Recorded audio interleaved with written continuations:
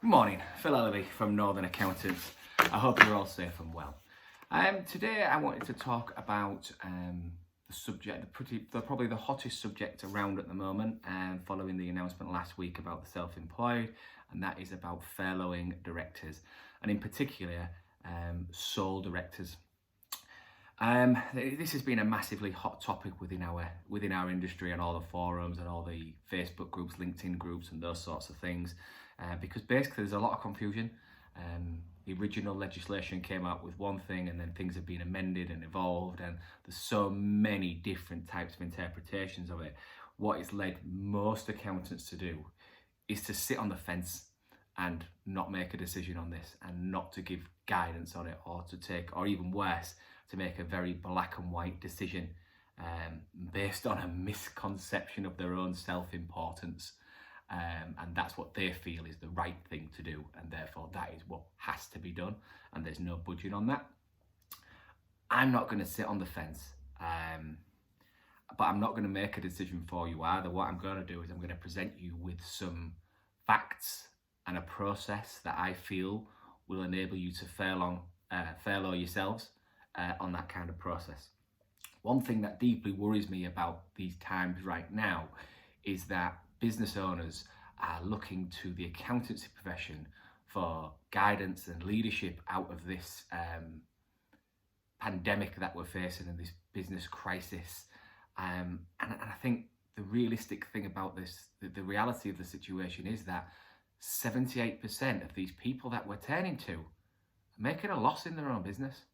78% have failing businesses that are propped up with underperforming salary payments and poor working conditions for themselves in terms of hours and things like that. And it concerns me that as an industry and as a business community, that we're looking to these people to make these decisions and get them out of it.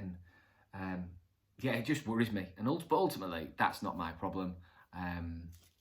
My only concern and my only priority is supporting you guys through this.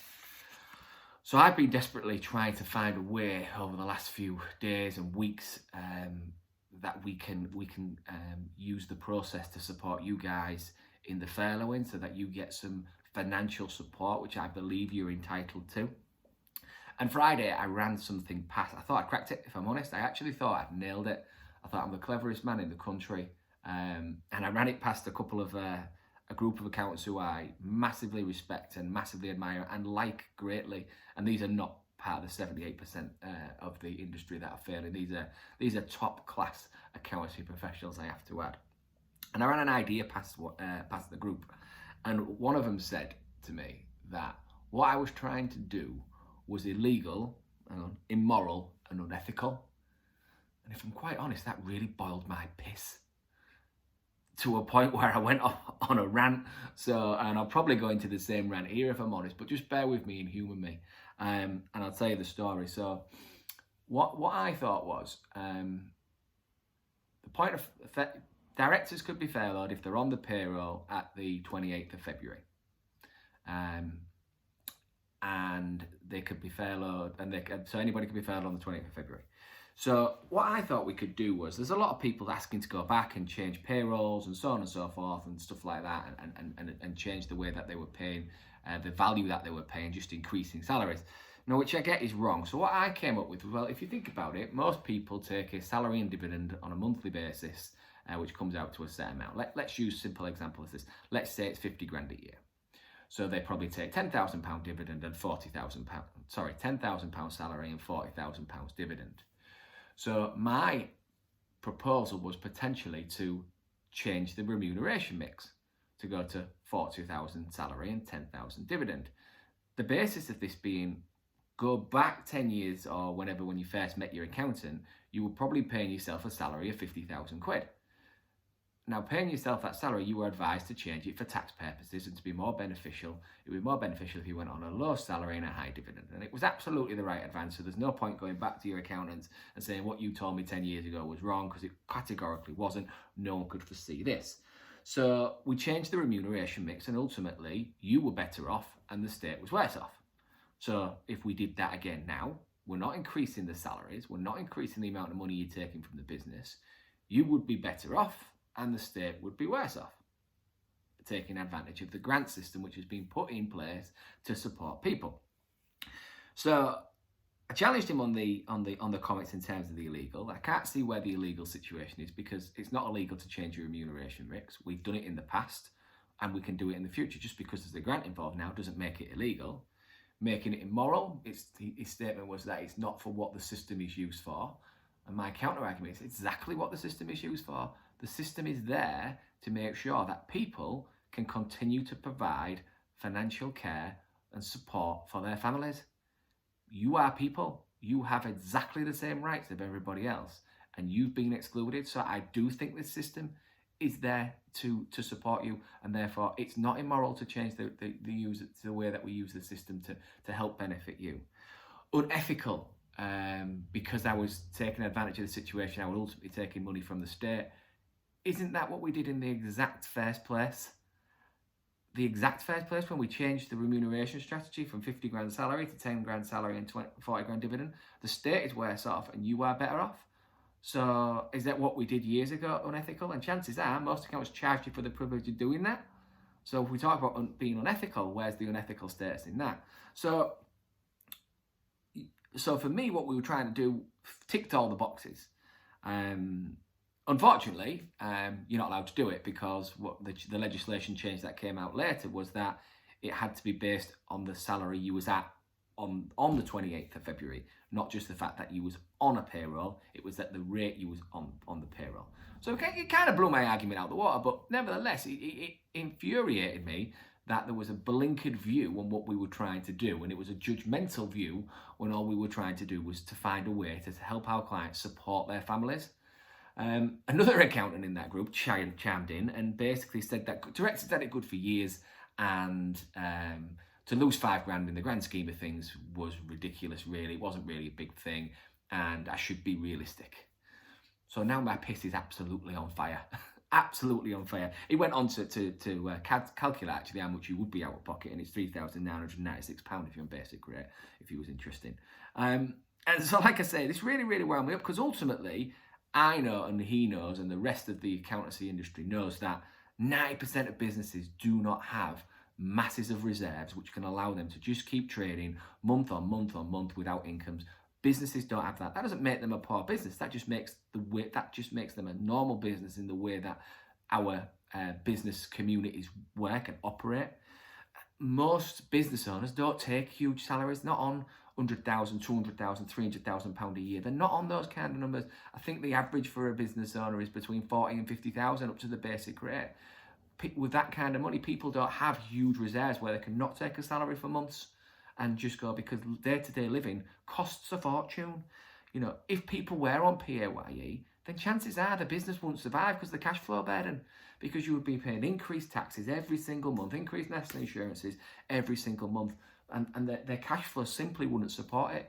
And let's not get into the debate that if they didn't exist, how the economy would look, because ultimately I think we account for 90% of business in the country.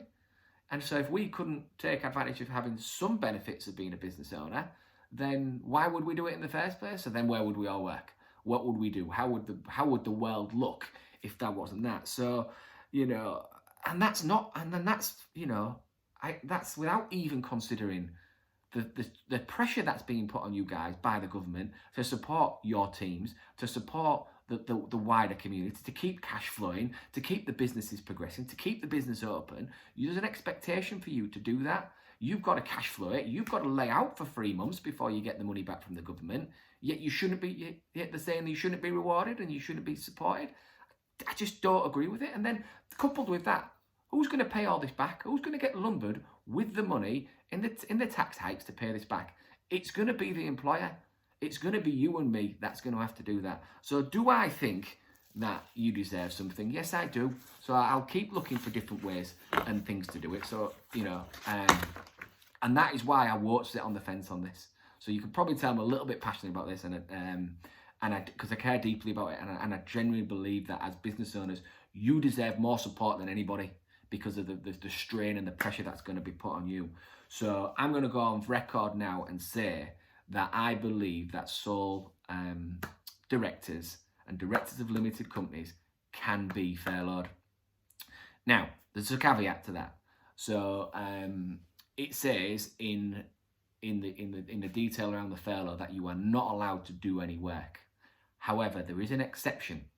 It says that a director can continue to work as long as it complies with their statutory duties and responsibilities of being a director, in line with the Companies Act of 2006. So, and I believe that is where we have an opportunity to furlough, because if the business isn't trading, the business still needs to operate, so we still need to make payments to suppliers, we still need to interact with customers, we still need to be making sure that the business continues. We can't just all down tools and say, right, well, we're not working, so I'll claim £1,000. It simply doesn't work because businesses won't survive, which is why the government have put this caveat in. So what they've said is it has to comply with the Companies Act 2006. So, and I'm going to read this act for you. Not all of it, just section 172 as it goes, because it's the most relevant. So a director of a company must act in the way he considers in good faith would be most likely to promote the success of the company and for the benefits of its members as a whole, and in doing so have regard, amongst other matters, to the following: the likely consequence of any decision in the long term, the interests of the company employees, the need to foster company's business relationships with suppliers, customers and others, the impact of the company's operations on the community and the environment, the desirability of the company maintaining a reputation of high standards and business conduct, and the need to act fairly between members of its company, of the company. The main issue there, the main point for reference there for me is point C, which is the need to foster the company's business relationships with suppliers, customers and others. So I believe that you can furlough yourself and take advantage of the government grants that are available if the work that you will continue to have to do isn't in breach of the complies with the Companies Act 2006 and your statutory responsibilities. So I think that you can furlough yourselves. The process that I would follow is, and we will provide you this in this email, I will provide you a document for you to sign, pretty much like the notice you have to serve to the team about furloughing them, that you're being furloughed by the company, and that the work that you are able to carry out falls within these parameters. I think if you sign that and put that in place, I think it will be very difficult for anybody to challenge what you're doing. Now, obviously, if you're out there making sales and you're on site and you're still working, then no, you can't. But if your business is effectively ground to a halt and you are just doing things to keep things ticking over, and that isn't making money, that is administrative things, liaising with those, and liaising with suppliers, customers, and things like that, then I think you can furlough yourselves. And I'm quite happy to put those claims in for you, with these declarations that we're going to get you to sign. That's my viewpoint on it. You can see why I believe it. You can see, hopefully, why I want to do it.